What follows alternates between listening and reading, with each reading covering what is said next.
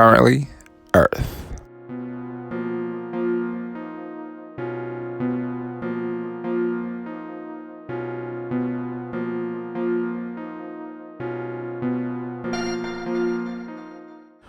On June 3rd, in the year 1800, John Adams, our second president, becomes the first president to reside in Washington, D.C.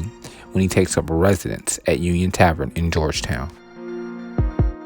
The city of Washington was created to serve as the nation's capital because of its geographical position in the center of the existing new republic. The states of Maryland and Virginia ceded land around the Potomac River to form the District of Columbia, and work began on Washington in 1791. French architect Pierre-Charles L'Enfant designed the city's radical layout, full of dozens of circles, crisscross avenues, and plentiful parks. In 1792, work began on the neoclassical White House building at 1600 Pennsylvania Avenue under the guidance of Irish-American architect James Hoban, whose White House design was influenced by Leinster House in Dublin and by a building sketch in James Gibbs' Book of Architecture. In the next year, Benjamin Latrobe began construction on the other principal government building, the U.S. Capitol. On this date, President Adams moved to a temporary residence in the new Capitol as construction was completed on the Executive Mansion. On November 1st, the president was welcomed into the White House. On June 3rd, in 1916, President Woodrow Wilson signed into law the National Defense Act. This act expanded the size and scope of the National Guard, the network of states' militias that had been developing steadily since colonial times, and guaranteed its status as the nation's permanent reserve force. The National Defense Act, ratified by Congress in May 1916 and signed by President Wilson on June 3, 1916, brought the states' militias more under federal control and gave the president authority in case of war or national emergency to mobilize the National Guard for the duration of the emergency. The National Defense Act mandated that the term National Guard be used to refer to the combined network of states' militias that became the primary reserve force for the U.S. Army. The term had first been adopted by New York's militia in the years before the Civil War in honor of Marquis de Lafayette, a French hero of the American Revolution who commanded the Garde Nationale during the early days of the French Revolution in 1789. The National Defense Act also set qualifications for National Guard officers, allowing them to attend Army schools. All National Guard units would now be organized according to the standards of regular Army units. For the first time, National Guardsmen would receive payment from the federal government, not only for their annual training, which was increased from 5 to 15 days, but also for their drills, which were also increased from 24 per year to 48. Finally, the National Defense Act formally established the Reserve Officer Training Corps, ROTC, to train and prepare high school and college students for Army service. On June 3rd, in 1943, the Zoot Suit riots began in Los Angeles. This riot was reported to have been initiated by a group of U.S. sailors who marched through downtown Los Angeles carrying clubs and other makeshift weapons and attacking anyone wearing a zoot suit. The baggy wool pants, oversized coats, and pork pie hats favored by many young men of color at the time. Over the next week, violence spread throughout the city, including the largely Mexican-American neighborhood of East Los Angeles and the largely black neighborhood of Watts. The riots marked the culmination of simmering racial tensions in Los Angeles, set against the backdrop of World War II. After originating in Harlem jazz clubs in the 1930s, the zoot suit style had become popular with young men in black and Latino communities across the country. In Los Angeles, which had a large Mexican-American population, many more conservative citizens, including both older Mexican-Americans and whites, objected to the young zoot suiters who called themselves Pachucos, associating them not only with cultural rebellion, but also with criminality and gangsterism. These negative views only increased during World War II. when the rationing of wool in early 1942 led the manufacturing of zoot suits to be banned and the wearing of them to be seen as unpatriotic. The Los Angeles news media, in particular, devoted itself to portraying Pachucos as dangerous, especially after the so-called Sleepy Lagoon murder of August 1942.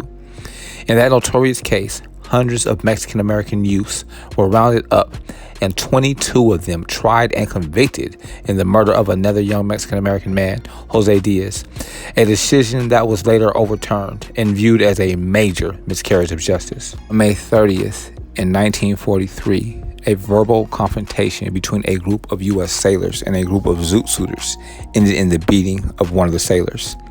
In retaliation, about 50 sailors left the local U.S. Navy Reserve Armory on the evening of June 3rd, armed with makeshift weapons and targeting zoot suiters, even those as young as 12 or 13 years old.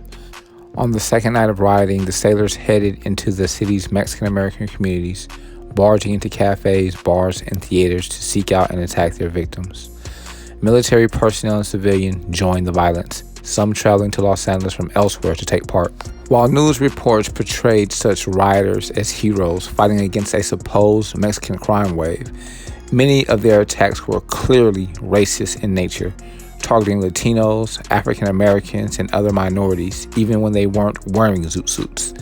Meanwhile, police arrested hundreds of young Mexican Americans, many of whom had been attacked themselves, compared with comparatively few sailors or civilians involved in the rioting.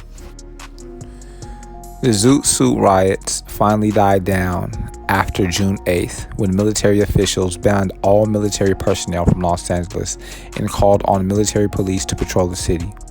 The LA City Council subsequently passed a resolution prohibiting the wearing of zoot suits on city streets.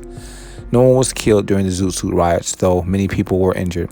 In the aftermath, Governor Earl Warren tasked an independent citizens committee with investigating the riots and determining their cause. Though several factors were involved, the committee concluded that racism was the central cause, exacerbated by inflammatory, biased media coverage and an uneven response by the Los Angeles Police Department.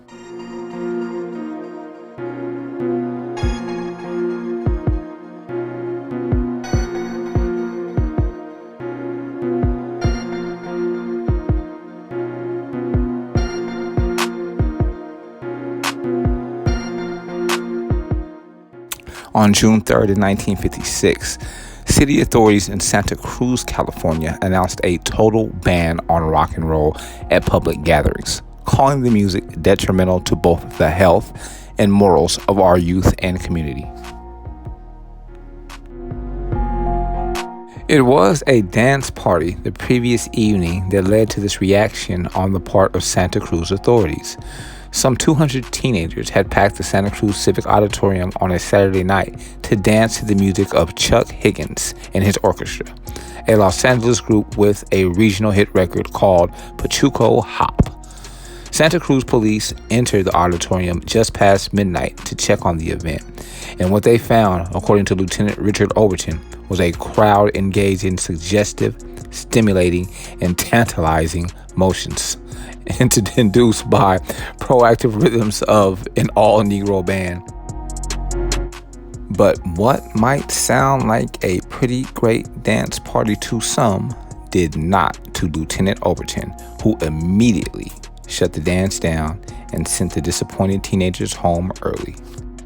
Just 2 weeks later, in its June 18, 1956 issue, Time magazine reported on similar bans recently enacted in Asbury Park, New Jersey, and San Antonio, Texas, where the city council's fear of undesirable elements echoed the not so thinly veiled concerns of Santa Cruz's authorities over the racially integrated nature of the event that prompted the rock and roll ban issued on this day in 1956.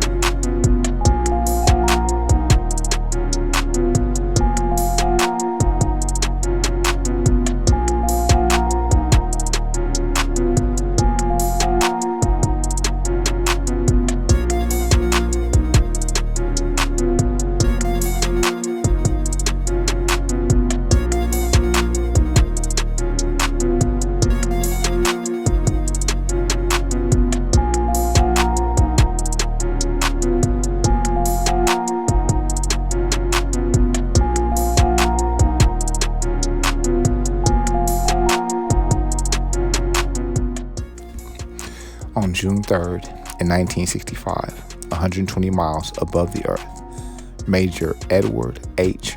White II opens the hatch of the Gemini 4 and steps out of the capsule, becoming the first American astronaut to walk in space. White, the pilot of the Gemini 4 four-day Earth orbital mission, floated in zero gravity of space outside the Gemini 4 spacecraft. White wore a specially designed spacesuit, and the visor of the helmet was gold-plated to protect him against the unfiltered rays of the sun.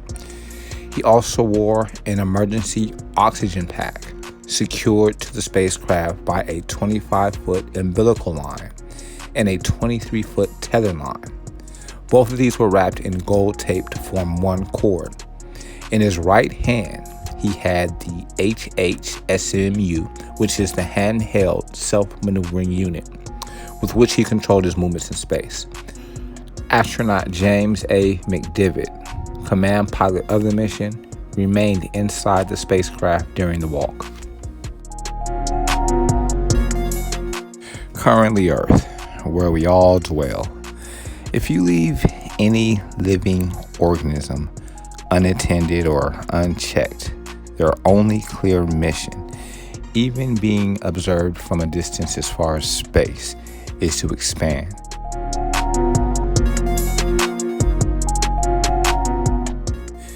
Even for the amoeba or any other microscopic organism, survival is a primal task.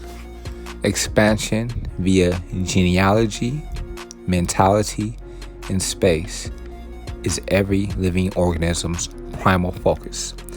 The scales differ based upon brain size with us animals, but we all possess the same goal: expansion. I want to leave you with a question for your own self-analyzation. Do you think our Creator created the galaxies and universe to tease us with, or for us to righteously explore? The historic information on this audiogram can be found on history.com.